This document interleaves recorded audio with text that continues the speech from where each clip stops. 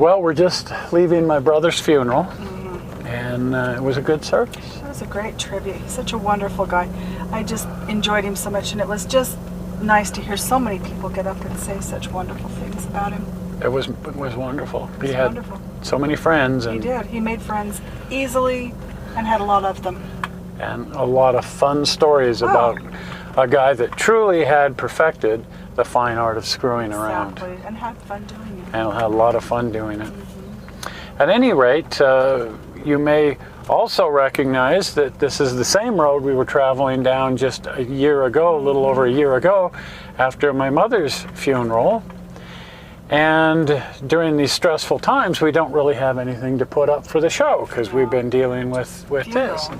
So last year I went into the archives and found some footage on the Browning Automobile and Gun Museum, and that was fun. So I've gone into the archives and I found some aircraft footage from two really cool aircraft museums, the Hill Air Force Base Museum. One of my favorites. That's a really good one. And the premier aircraft museum in the world, the Smithsonian's Air and Space Museum in Washington. That was a good one. We were there working on a documentary film about Sino-American relationships. Well, that's actually only about half as boring as it sounds. That sounds really boring. It sounds incredibly boring. Oh boy. And it actually is very informative and not actually boring. There's some really interesting information. And while we were there, we got a little bit of time to ourselves, and we went to some fun museums. We went to the Baltimore and Ohio Museum, which was in the show, and we went to the Air and Space Museum, which we haven't used that footage. So I thought we would dig that footage out, and you can take a look at it today. So that's the Air and Space Museum in Washington, D.C.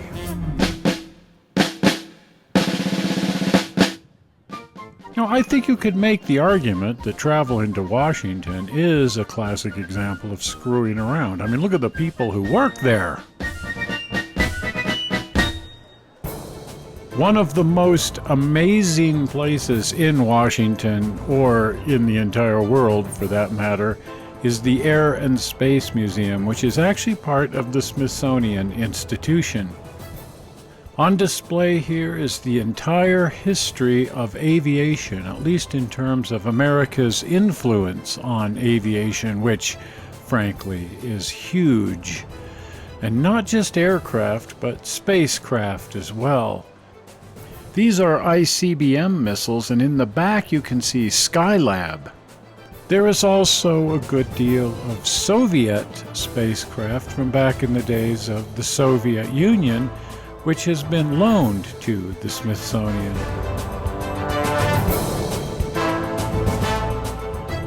There's also a few pieces of German spacecraft from World War II, items that were captured during the war and or recreated at the White Sands Missile Test Range in the United States after World War II. But I think the most notable spacecraft are here.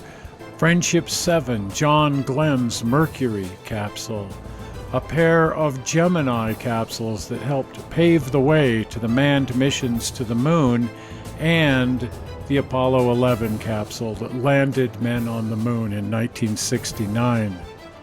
We're coming up on 50 years, and still these are the only missions to Earth's moon.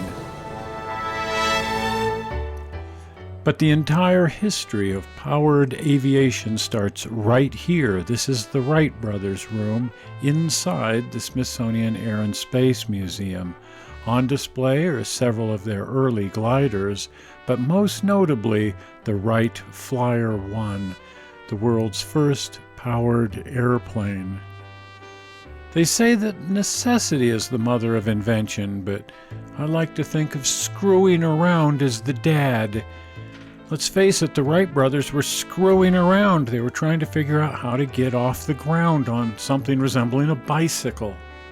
So while necessity has certainly played a role in the history of aviation, screwing around did too. Speaking of which, here is a recreation of the Wright Flyer 1 at the Hill Air Force Base Museum in Ogden, Utah.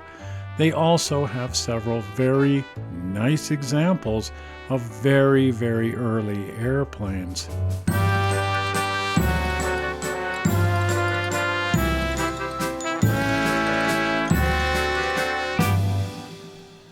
In that area of necessity, let's face it, one of the greatest necessities is to defend yourself at a time of war. There's some really, really fabulous aircraft here at the Hill Air Force Base Museum, mostly military aircraft that was used for just that purpose.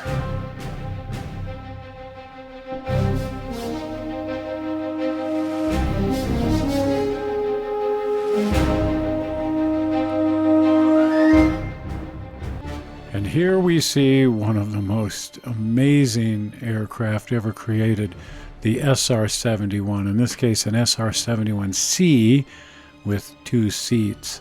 This was billed as the world's fastest airplane, although they were pretty reluctant to say just how fast the thing flew.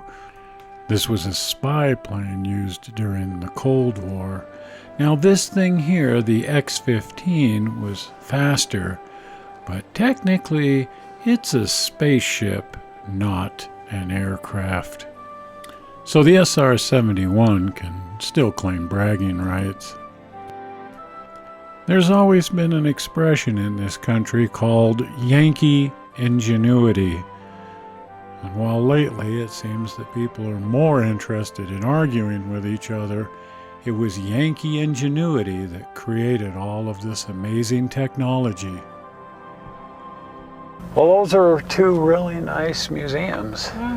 They are. They're wonderful. I mean, the Smithsonian. The Smithsonian. I didn't think I'd ever get there, but I was there. There it was, and to see the Apollo 11 capsule. I have been a huge fan of the NASA space program, since I was in elementary school. When they first talked about putting man on the moon and actually landed man on the moon, it's just been something I've loved. It feels like a sacred space almost. Oh, yeah. It's just unbelievable. And the Wright Brothers Museum in there, just there it is, there the world's first airplane. Look how far we've come. Look how far we've come. A lot of people don't realize, but Neil Armstrong was 17 years old when Orville Wright died. Wow. I mean, think about that. The first man to fly an airplane died when the first man to walk on the moon was 17 years old. That's how fast. That's not that long. That's not that much time. That's how fast it all happened. Right. Just absolutely amazing. And yet, today, we don't even have a manned space program in this great country. Get one, yeah. We should get one. There's so many monuments and museums in Washington, but the problem is the other thing that they have a lot of in Washington is horses' asses. Yeah.